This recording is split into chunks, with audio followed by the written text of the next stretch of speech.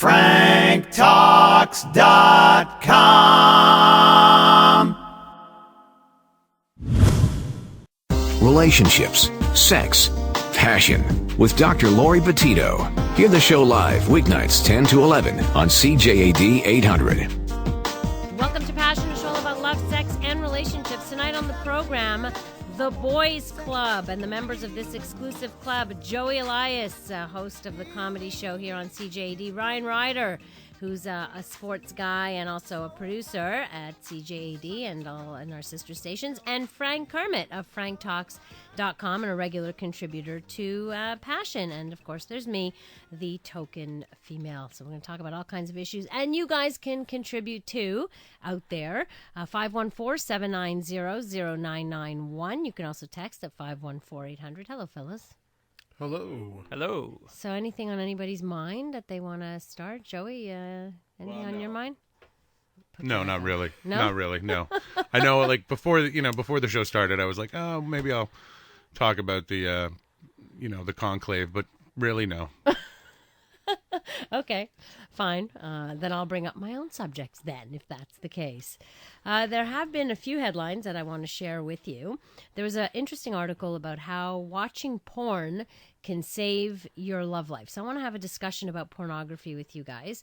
It said, conventional wisdom tells us that porn is not only damaging to our psyches, but also destructive to relationships. But is it as bad as everyone says it is? And can watching porn together do great things to your relationship? So, of course, we have experts on this who say, yes, porn can actually help foster emotional and sexual intimacy, which I do agree can do that as well, since fantasy is part of a healthy sex life, and that just gives you some extra fantasy material. But on the other hand, you see in relationships where some people, especially women, who see your porn watching as tantamount to, cheating because you're looking at other women. So I want to hear your experiences in terms of how have your partners reacted to you watching porn? Have your partners been, into watching porn with you? What are your thoughts on pornography?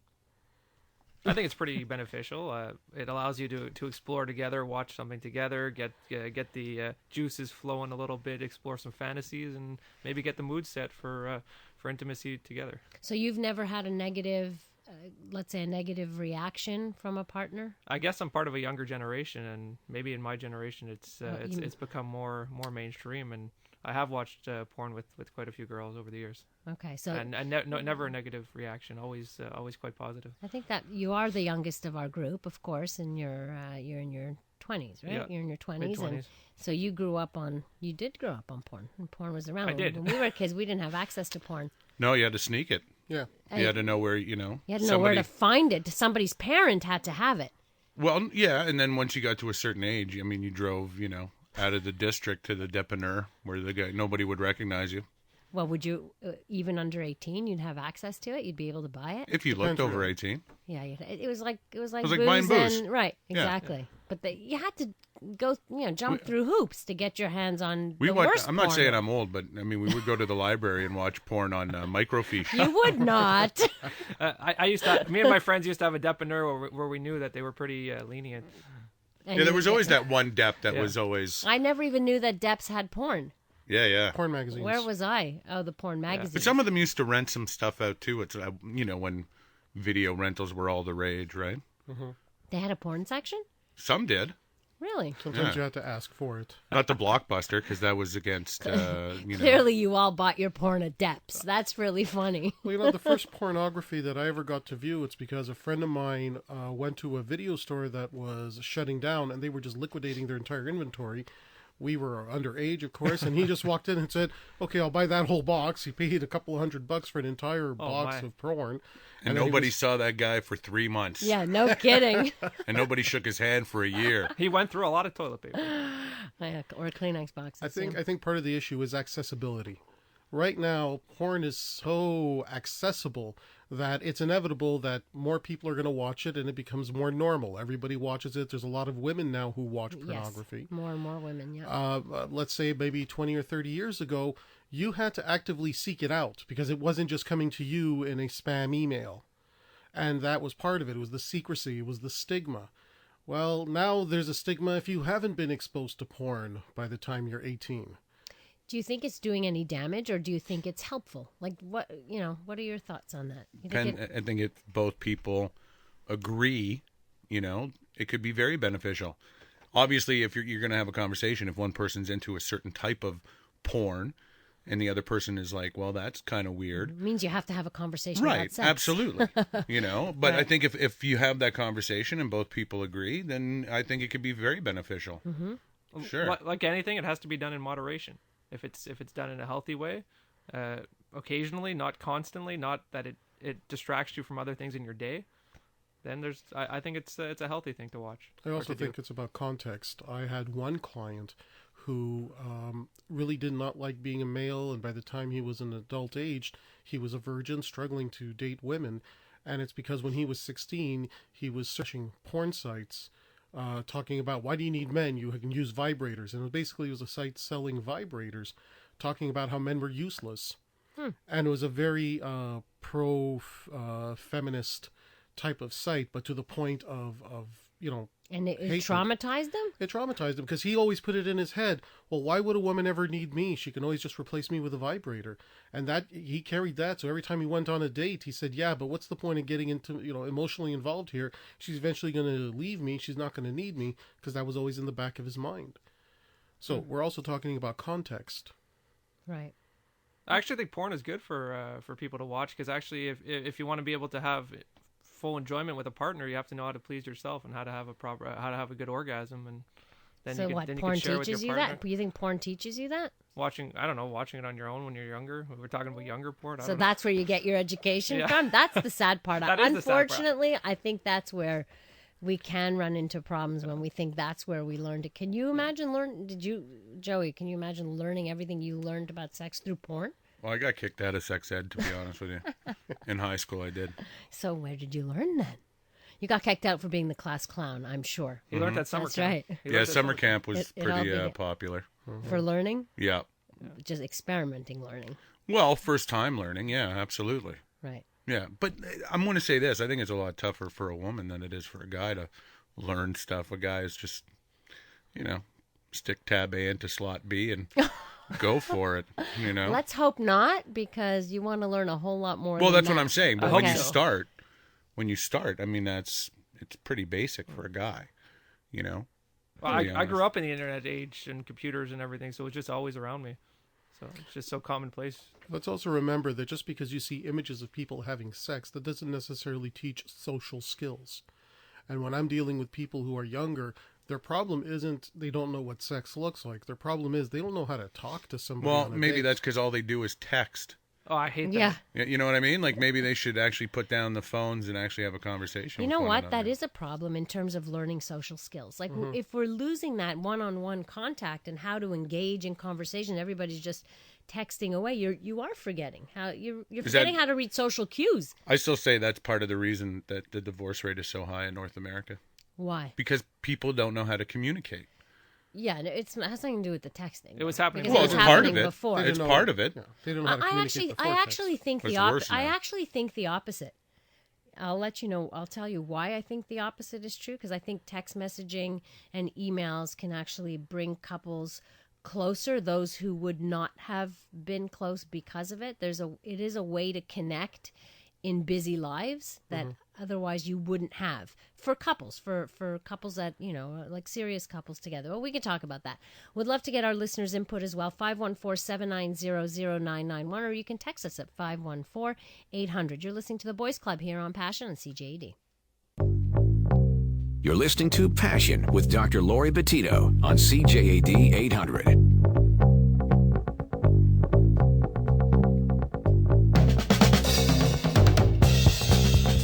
The Boys Club here on Passion. We've got Frank, Joey, Ryan in studio with us, and would love to get you on board too, especially if you're a guy and want to join this Boys Club. 514-790-0991, or you can text us at 514-800. So just before the break, we were talking about text messaging and communication, and you're right that the main cause of divorce is lack of communication. People don't talk about the important things. They don't talk about sexuality, which, we're talking about pornography, and is it good for couples? But if couples can't talk about sex, how do you want them to talk about pornography and whether it's acceptable, not acceptable, or it's something they want to use or what have you? So there's definitely a problem there. But I have found that text messaging gives an added, if your relationship is bad or unhealthy to begin with, it's not going to do anything. But to enhance what you already have, text messages, it can be a nice touch when you just want to connect briefly with your partner, sending little notes that say thinking of you, love you, send a heart. It keeps you connected so that you actually, Until you have to come face to face with one another and you don't know how to talk. Well, you're not, you can't replace talking with text messages. Text messages is an added little gesture. It's not the only way you communicate. If that's the case, you're right. You're in trouble. Yeah. You're absolutely in trouble. There's positives and there's negatives, that's for sure. Another negative is that it facilitates cheating. The text messaging? Yeah, and internet. And how does everything. it facilitate cheating? I mean, you're right that I see a lot of couples who get caught because one person has read the text messages of another and found some, damaging stuff on there for sure. So I don't know how it promotes it, but I guess but there's an app now, easier. right? Yes. Where you can hide those texts. That's right. You can actually hide the text. Yeah. Okay, but the texts are not the problem. They're the symptom of the real problem, which is somebody's not happy in that marriage. Well, absolutely. And if it wasn't texting, it would be something else. They'd find another. It may be not as easily, which is what I think Ryan is referring to. It's more accessible. Other people are more accessible, but you have to be inclined to go there to begin with. Exactly. We still have brains. We still have the power to choose. Is it the medium or the message? Well, that's question. a heritage moment. Yeah. You ever see that one? Let's go to our phone lines. Hi, Elan. Welcome to the show. Hi, guys. Hi. Good. Awesome. So on the text messaging issue, personally, I'm in my early 30s, still single, still dating. It's funny because I'm in the middle of a bit of a generation gap. My generation was born kind of and grew up without cell phones. It started like when we were 15, 16, but text messaging didn't really take effect until our early 20s. And now, girls that, me and my friends are dating are in their mid or early 20s, and they're obsessed with text messaging. So, maintaining a conversation or, even initiating contact with a new girl can be very hard. You don't even know how to start something. Or do I text? You don't have the context. When you're texting, you don't know how's it going to be. This is an unscientific question, but have you ever tried putting your penis on her cell phone? That's called sexting. Yeah, no. I think Joey means literally putting my penis on her cell phone. Yeah, because that way she can still text, but you're getting a little, rub. Clearly, I'm with the boys here. The mountain from Olympus, the fire from Olympus, dude. Brilliant. I like that. Don't take my advice. It might work. But you make a good point. How confusing is it for guys in dating when they, you hear, okay, just text me. Okay, text me, and so you're sitting there waiting for text, and then you have, how long is this conversation supposed to last before you actually get on the phone? That's exactly right. And then not only that, how do you intimate, okay, I'd like to start talking to you now. And moreover, the nuances of language and the way the you tone, speak, the tone, exactly, yeah, is so easily lost in text as opposed to with voice. That's right. So much of communication is not what you're saying, but how you say it. Is there a way really to text lost your in voice? Texting. Yeah. Sorry? Is there a way to Is there? text your voice? No, I don't think so. Like a voice text? Yeah. Yeah, Then you might as well talk. yeah, exactly, right? Voicemail. You leave a message. Or you leave a voicemail. I mean, the real irony of texting FaceTime. is, like, you'd think it would have been the invention that came before actual talking. Like, Yeah. it was, you know, like- the texting came out and, like, we send messages in letter form. It's like the telegram to me, you know? That's right. Yeah. And, like, the phone is clearly a superior invention. That's true. But texting is faster. You can do it while you're doing something else. It's Well, more, that's the problem, That's though. what it is. Let's also remember that you don't text important stuff. You text things that are whimsical, that are just fly by the moment. It's just something interesting, a little tidbit. Keep me in mind. But that's not what's happening. It's the whole society now. Everything's bite-sized, fast. to the Exactly. point. You Fast save food the nation. serious stuff for when we get together. And one of the techniques you can use is to purposefully misinterpret what you're getting in text. So you can say, look, we're obviously not, this is obviously not working for us. Let's just get on the phone and talk. That's not a bad idea. Thank There you. you go. Hey, Frank and his tips. Always get him. Elon, thanks so much for bringing that up. I think that's really, really important. Thank you. Thank you. All right, bye. You know what? I picked up my daughter's phone at some point, and I just wanted to see that there were the number of text messages over a period of just a couple of days was like 3,000. Like, Wow. what? I think I sent Don't that in a you month, ever talk maybe. to anybody? I got so upset with you know, first of all, her fingers are going to fall off. That's number one. I'll have to deal with carpal tunnel. But like, you lose that whole thing. Can you just use your phone to telephone? So I just took the phone away and said, you know, you can't have the phone unless you're going out, and now you're going to use the house phone. Like, what's the house phone? You know, my house, that phone rings, nobody answers it. Nobody. You figure it's a telemarketer. Well, that's exactly it. Because 9 times out of 10 it is, because everybody has a cell phone. Everybody calls a cell phone. But these kids today do not talk on the phone. And they're either on FaceTime, so or on Skype, and then they've got their friend is literally in the bedroom with them for 5 hours, you know, like doing whatever they're doing. They're just with company. Or they're texting, but they're not talking on the phone. It's Maybe really they're interesting. texting with company. Maybe they're texting each other in the same room. Have you seen that? I've seen that What? at Oh, restaurants. in the same place. Like yeah. I've seen girls, 4 girls sitting at a table at a restaurant, and one of them, you know, you see one of them typing, and then like 2 seconds later, you see The the other one's 3, laughing. and they all look at their phones, and they get, "Oh my god, it's so true." That's so ridiculous. And as we continue more and more into technology, it's just going to get worse. Oh, man. We're having a discussion with the boys here on the Boys Club, and anything you want to bring up, we'll talk about right here on the program. I'm Dr. Laurie Bettito, and you're listening to Passion on CJAD. You're listening to Passion with Dr. Laurie Bettito on CJAD 800. We pretty women stand in line. We love Join our Boys Club tonight on Passion. Once a month, the guys get together, well, and me, and we talk about all kinds of stuff. From a male perspective, 514-790-0991, or you can text your thoughts, your comments at 514-800. So I was reading this survey of 1,100 men and women between 21 to 35. They did it on masturbation. Here's what they found. 79.6% will masturbate 0 to 2 times per day. 15.2% 3 to 5 times a day.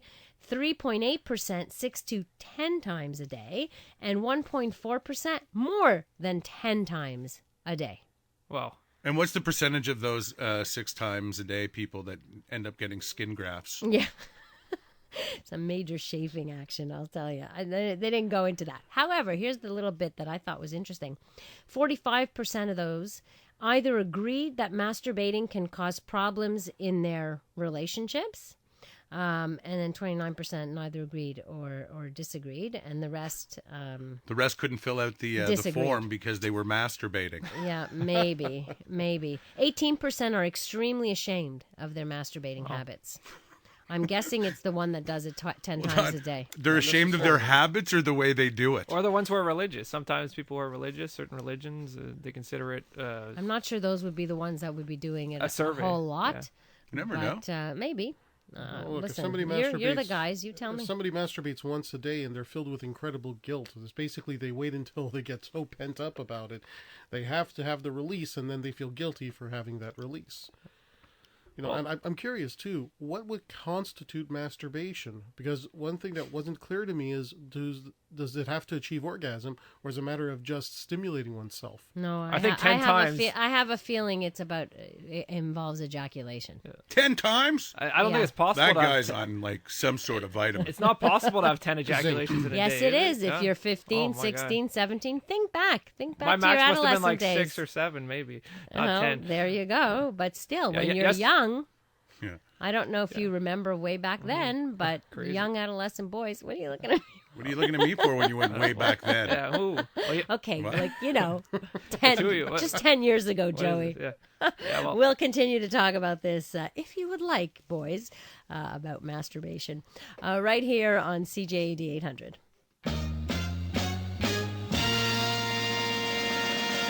You're listening to Passion with Dr. Laurie Bettito on CJAD 800.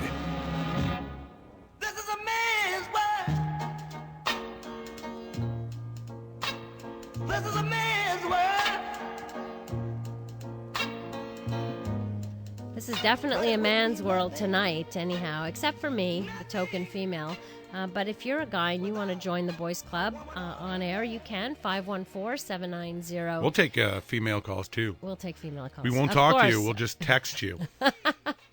That's right. Text us, 514-800. You know, that's what's interesting, too. I've been doing this show now. This is my 14th year. So text messaging hasn't been around that long. I mean, it hasn't been around 14. We didn't have the text messaging system in I don't even know when it started here on CJD. But what a difference since we got the text messaging versus the phone calls. It's so much easier to just text in. And sometimes there's 50 text messages rather than 50 phone calls. has your amount of phone calls decreased in the last few Sure, years? because people, rather text in.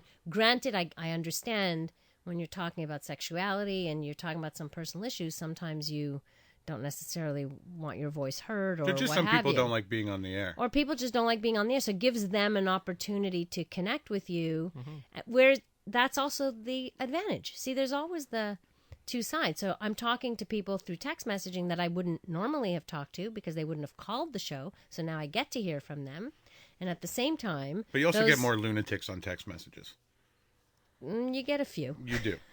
Let's be honest. We have a few. Because- I get lunatics calling me in master control all the time anyway. Yeah, but the difference is people can hide behind the text messages, right? Yeah, we get their phone number, but they don't have to put their name up and they can say anything they want. Well, that's right. They can say anything you want, but that the advantage, of course, is we can choose to say what we can choose to read or not read, and that's It's also voice recognition. When they come on air, they're worried that their voice will be recognized by people who know them.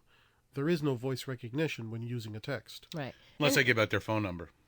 well, except we never. I have once. You've divulged it, Yeah, really? sure. Oh no, I have never done that. No. That's asking for trouble. But anyway, Nah. that's just my show. Okay, there's another article or a study done about instant attraction. And I want to know a little bit about how you feel, like in terms of love at first sight, attraction at first sight. Like, what is it that attracts you immediately? Because there's a whole brain science behind it, and which regions of the brains are triggered, and apparently we're able to make a snap judgment about whether a person is right for us or not, all within milliseconds of seeing a new face. This is according to an Irish study. We make very quick romantic judgments. I'm just wondering what your thoughts are on that, all of you. It's lust at first sight. You're going to be in control of what you respond to. And if you see a face or a picture that you like, you are going to get turned on. You are going to say, wow, that I like or that I don't like. However, what may turn you on in the moment may not be necessarily in line with what you're looking for long term. That's where you actually have to talk to the person. And when you get to know the person, that's where you say, well, this person really turns me on, but I can't really trust them for a long-term relationship. This other person didn't really turn me on at first, but I know that I can have something more meaningful down the road. And attraction can build. So let's have that conversation in terms of initially you're attracted with somebody to somebody, but then how soon after do you realize, I'm no longer attracted to that person? And the reverse. You're not attracted physically to that person, but you develop an attraction to that person. So I want to hear what from a guy's perspective, what your experience is about that. Have you ever been in a situation where you initially were not attracted, but developed attraction for somebody? No. No? No. Not that I can recall. Okay, that's honest. Well, I think love builds over time. I think if you're so attracted immediately that the fire's just burning so strongly, it tends to dim out quicker. I think if you get to know the person a little bit, mutual attraction develops. But have you ever started with no attraction? I do often have first impressions of people when I meet them, and then after time, those impressions can change, and it has happened where my first impression did change. And like Frank said, at first, when you're first attracted to somebody, it's not love, it's lust. You're just so into the moment, so into the heat, the freshness. And then when you really get to know the person, then you really see if you mesh as two individuals coming together, or if it was just a fling. Because it's easy to lose that attraction rather quickly. Mm-hmm. You could see somebody really good looking, but they open their mouth and 3 words that come out of their mouth, and you're like, I don't think so. Ugh, and that is why you always go for a lunch date and not dinner. Or a coffee date. I always suggest coffee lunch dates. is best because, they have to get back to work. So if it doesn't work out, bye-bye. You're on you a get time limit. You get an hour. Done. Coffee could be 5 minutes. You finish your coffee. No, but you don't, because the person expects you to hang around. It's after hours. They're looking at I got to get back. I'm having a good time. I got to get back. Or you're not having a good time and you're like, oh, too bad. I've actually never had a bad first date, because even if you don't have romantic interest, at least you could have friendship or learn something from the person. Okay, that's a very mature approach to dating. Wait till you're 40. Wait till I'm 40. You'll have less tolerance as you get older, I think. Absolutely. Right? There's no point in being friends at that point. Yeah. It's like, if I have a good friend and it's not working out with me, my goal is to set her up with one of my other friends. At least I get something for it by helping 2 people be happy. I said first date. I didn't say take them on a second date if it didn't go so well. No, if it's a first date, I'm on a first date and we're not connecting, my goal is to say, you set me up with one of your friends, I'll set you up with one of mine. Smart move. And if she's not interested in setting me up with one of her friends, I don't need her as a friend. Okay. Otherwise, what's the point? What's the point? I don't At go out this on a age, date. but again, at Ryan's age, in your 20s, you're building a network. Yeah. You're building a network of friends who can potentially introduce you to other people, who will introduce you to other but people. If you're in a position where the other person says, I don't have anybody to introduce you to, or you're out of my friend's league, well, you know what? That's not very nice. You're gone. You're gone. Yeah. Friendship can be meaningless at that point. 514-790-0991, or you can text at 514-800. Have you ever met, been totally attracted to like the most beautiful woman, but within minutes you lost it? Yeah. Yeah. Absolutely. I got asked out by a very attractive woman, and I said yes, right? And then we went to a movie, which is disastrous. I don't know why. Who goes to a movie on a first date? Whatever. You can't talk. She asked me out, and she's like, "Oh, I want to go see this movie." I'm like, "All right, let's go see this movie." And no word of a lie, the way she laughed turned me off. That was it? Man. Yeah, it was a horrible Small cackle. things. It was a horrible, horrible cackle. You sound like Seinfeld now. Very Seinfeld. Reminds me of an episode. No, but it's true. As a comedian, Oh, it's true. I forgot about that. like I'm looking at you just as a regular oh my guy. God, you just don't want to. So different type of Hear laughs, that you could all really differentiate between them. Like, Yeah, but what's going to happen? I can see your point. The point is you're a funny guy, and anybody who's going to date you has to have a sense of humor and will have to laugh at your jokes. And You if hope. you've got to hear that laugh, hope. right, you hope. But if you have to hear that kind of laugh, I can totally Was that the only get reason? you. Hold on here. Was that the only reason I you couldn't didn't get like over that. I could not get over that. her? Anything. So you're looking for an excuse. Anything after that, it didn't even matter. Honestly, we ended So up. you were looking for an excuse not to continue dating her. Well, I never really dated her. I just went out on one date. That one. I mean, she sounded very nice in email, and then we actually spoke for a little bit. Mm-hmm. But in person, that laugh was just atrocious.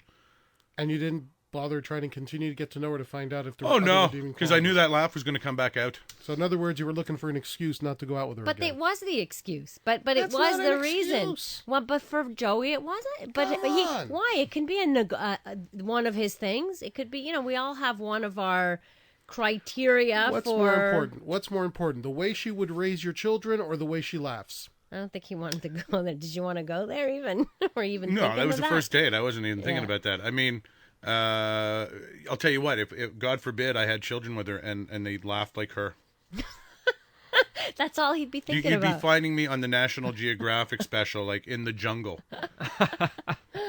Oh my goodness! I'm gonna watch my laugh now. Listen, I'm nervous I'm pretty around sure she Joey. listens to the show. She knows who she is. Oh wow! Send her my way. Send her my way. I'll set her up with somebody great. Oh, no, you don't wish that upon anybody. Oh man. Okay, Jerry, what do you think? Hi, Jerry. Hey, how are you? Good. How are you? Not bad. Okay, so you guys are talking about like first impressions and stuff, Yes, an attraction, and can you how fast can you lose the attraction that you initially have for somebody? right? All right, perfect. So once, I'm not that old. I mean, I'm 21 years old. I was in college, and this beautiful girl pointed me out of a crowd and asked me what my name was, right? So she invited me over to her house and to have grilled cheese sandwiches, actually, which was I love those. completely... Yeah, but I mean, that was just It's a little weird. Okay, yeah, get you. So, we started making grilled cheese sandwiches, and we were watching a movie on the couch and talking and having a drink. And on her bookshelf, because she was a student from Toronto, she had a little apartment near school. Mm-hmm. There was a book that said how to play with a man's heart. Oi. Within 25 seconds, I realized, wow, I'm not down for this. This is not for me right now. Well, And I that's just- it. Yeah, I think that's interesting. Looking at somebody's book collection. Mm-hmm. And the book- It triggered it for him. Yeah, and the book just completely threw me off. I was like, why would you want to read how to play with a man's heart? You know what I mean? Did you But ever what if ask the her? book? What if the book was something different? You know, like how to play with a man, whatever. Oh, and then I would have still been a little freaked out because you don't really need advice on that thing, right? You know, like you should know what you're doing. You don't want to check out my library. That would scare the bejesus out of you. Yeah, maybe, I don't know, maybe. But it was just, I found it so weird, and it struck me as like, what are you looking to do that, or is it Right. what you're interested in, or? Well, Like, you could have asked her. You could have What did asked she her. say? Did she say Well, anything? I didn't ask her the first Okay. time, right? You just never saw her again. Yeah, no, I saw her again. She came to school with me, right? So we kept on talking and stuff. And a few months later, like I was at the house and I was like pretending to scheme through her books. Like, oh, I love reading, you know. So I saw it. I'm like, oh, what's this for? And she's like, oh, I got it as a gift for my mother. So I opened it to check what the pages said and everything like that, you know. And like there was notes and post-its and. Oh wow. Oh man. I put the book down and that was the last. That was the Christmas. Okay, now I get you. So there goes the theory. Oh, it was just hanging around there. Thanks for your call, Jerry. Have All a right, good thank night. Bye bye. More with the Boys Club here on Passion on CJD. You're listening to Passion with Dr. Laurie Bettito on CJAD 800. The boys in the Boys Club, Joey Elias, Ryan Rider, Frank Kermit, they join me this month to talk about all kinds of issues. There's always a lot of things to talk about. I want to ask you guys, because I was reading an article, the headline was Barriers Are Back, Female Barrier Methods, that is. So methods of contraception that are for women. I want to know, which I highly doubt you've even seen one, have you ever used, or your partner's ever used, a female condom?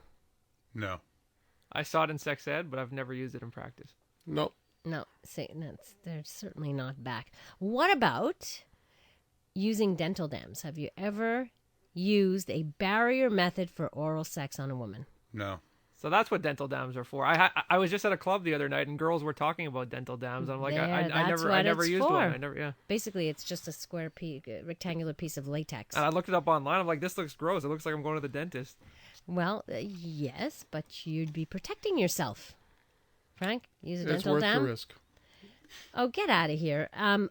I think you should use a condom. Wear a condom instead. A male condom for oral sex when it's a partner you don't know well. Well, okay, here's the other question then. In receiving oral sex, have you ever worn a condom? Yes. Flavored ones for her pleasure. Yes, I have. Good for you. And Joey's like trying to think back.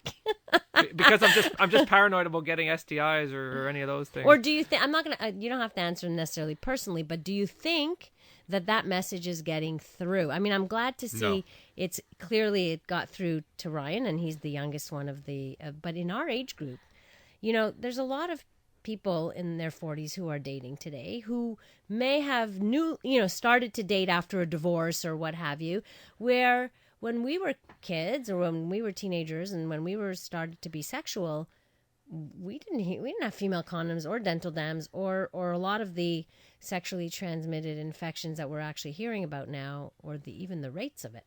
So we didn't talk about that, and we certainly weren't practicing that. So you're saying, and now but the message is getting out there, but you're saying you don't think people are hearing it. Mm-mm. Right. Not people that I know. So and that's one of the reasons I like having this age group difference with all of you, is that we need to hear what's going on in each of our generations here. So Ryan, you were taught condoms even with oral sex? Don't be a fool. Wrap your tool. But okay, not necessarily. It depends. It depends how well you know the person. If you've shown your test papers, and if you've been if you're in a relationship, or if you're just have you shown your test papers, just having a one Joey? night stand. I do. I have my test papers. You show them? I don't know. If they ask, I have nothing to hide. Okay. So see, that's what has changed about dating now. Now we all come with a file. Yeah. We have to show our papers. And people actually ask for it now. It's not. Mm-hmm. It's kind of expected. Some people do. If it's really important to them, you ask for it before you do it. And if it's not that important to you, you're taking a risk. Should it be important to you? That's really the question. How much do important? we drive the message home that this is something you should be thinking about? I mean, you went out and got your papers, so clearly it's important to you if you went and got tested and have papers to be able to say, look, I care about my health, and I'm going to show you that I care about my health. So I want to have some fun. I don't want to have a gift that keeps on giving. No, you don't, or that will kill you either. For sure not. I want to talk about penises for a moment. Peni, yeah. I don't know if you know this, but the penis has a life cycle. Like, it goes through different stages. What are you laughing at? Do you want to learn something or not? Sure. Okay, so let me tell you how the penis, the changes that it undergoes as a man moves from his sexual prime, gets older, which starts around 30. So the aging process for the penis starts at about 30 years old. You're laughing. You're like looking at me. What is she going to say now? What is she going to tell me about my penis? Nothing about yours, but in general. She's pointing at Ryan, by the way. Yeah. I'm not there yet. I'm in my peak right now. Yeah, but I don't have to worry about it You're yet. right. You're in your peak, but you have to. You have to get still an be RSP, aware. an RSP for your penis. Yeah. You have to put away for a rainy day for when it no longer works. And when you need some added help, So apparently, this is what happens. It changes in appearance slightly. You're laughing already. I haven't even begun. The head gradually loses its purplish color, the result of reduced blood flow. There's also a loss of pubic hair, so it starts to look a little bald unless you shave it, which might be, that's what guys are doing with their balding heads, so they're doing that down there too. Believe it or not, size changes as well, I'm sorry to say. But what happens as men get older? Usually they get heavier. And as, the fat that you accumulate on your body accumulates on the lower abdomen in the pubic area, which, the size looks, at least it looks smaller. In fact, there's the theory that says if you lose every 30 pounds you lose, you gain an inch. So that's motivating. What about enough. the sagging aspect? What? Don't they drop? What balls. drops? I was thinking yes, the same thing. They do. They also hang lower. In fact, it was very interesting. We had our urologist on. I asked him that question because he was telling me about there was a guy who came in to have a testicle lift because every time the guy would go to the bathroom, they hung so low they dropped into the toilet bowl. Oh my God. Yeah, and they had to be lifted, and age does do that as well. So yes, you're right. Joey's like, I have such great things to look forward to. No, I'm just thinking of all the nicknames for that poor guy. Yeah, I know. I know your mind is going. They wobble to and fro. Can you throw in a knot? Can you put him in a bowl? Don't you remember that song? Oh, yeah. Yeah. Only guys would remember that song. And sensitivity changes, but actually, in terms of shrink of size reduction, it can lose up to about half an inch or so with age, and that's usually due to blood flow because you don't get the same level of erection and sensitivity as well. Your penis actually becomes less sensitive over time, so which is why guys who are premature ejaculators, often as they age, can last longer and longer. So that's a hopeful thing for guys with PE. But anyway, so I just wanted to share a little bit of knowledge with the boys. Is that okay? That's all right? Okay. You guys can think about that. And if you have questions, I'm here. I'm here for the next 5 minutes. If you want to hear my routine about this show, I'm on Thursday night. I can't wait. 514-790-0991. You're listening to The Boys Club here on Passion on CJD 800. You're listening to Passion with Dr. Laurie Betito on CJAD 800.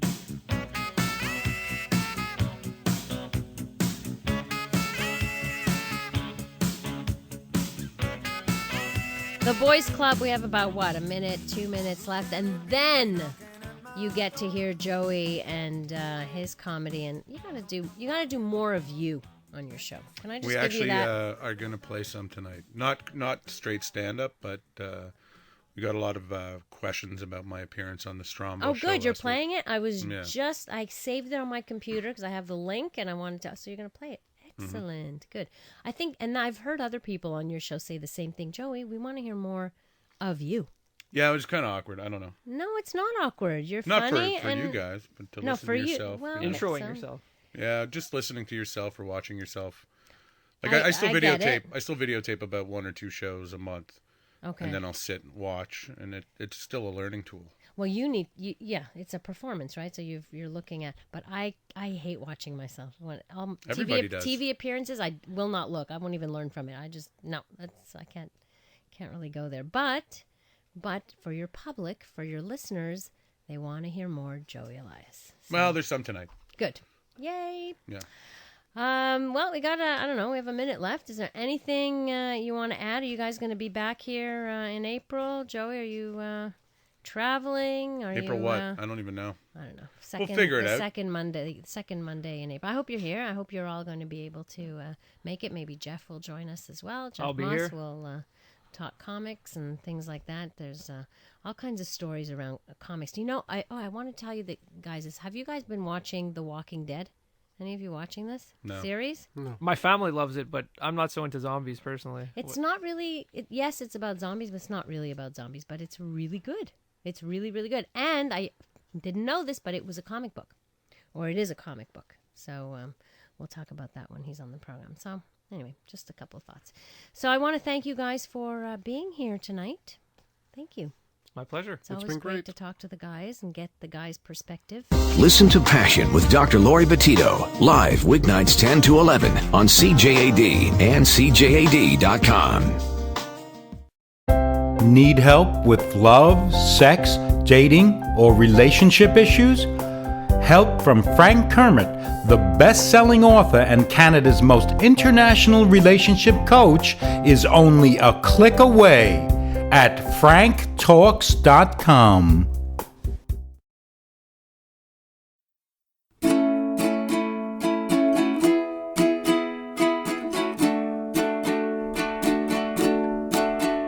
If you need help with your relationships, my buddy Frank, he's got some tips.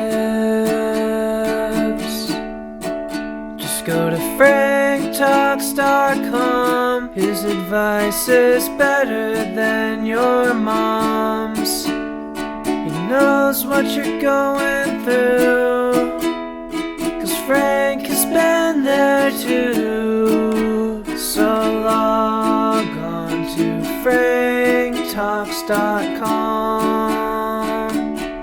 franktalks.com. Need help with love, sex, dating, or relationship issues? Help from Frank Kermit, the best-selling author and Canada's most international relationship coach, is only a click away at franktalks.com. What do you do when you feel like a fool? When your heart has been broken again? Pick up the phone or get onto Skype and talk on a private session. Yeah, get a little help from Frank Talks. Whoa, whoa, get by with a little help from Frank Talks. You gotta try a little help from Frank Talks.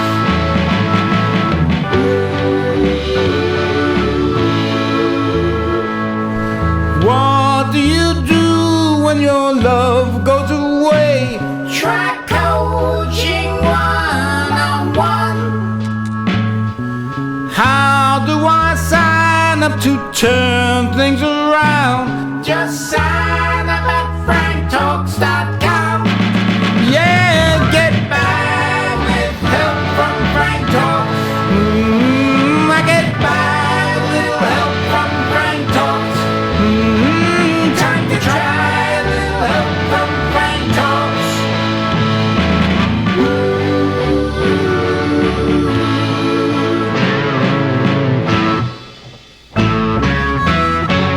Doesn't cost a lot of money. It's the best rate going around. But it costs a lot of money. Oh, it's worth every cent that you will put down. Yeah. franktalks.com. Oh, you got to go to get your help from franktalks.com. Yeah, yeah. franktalks.com. Would you believe that Frank gets results? Yes, we're certain. Just read the reviews. Frank knows his stuff, and Frank's got the goods.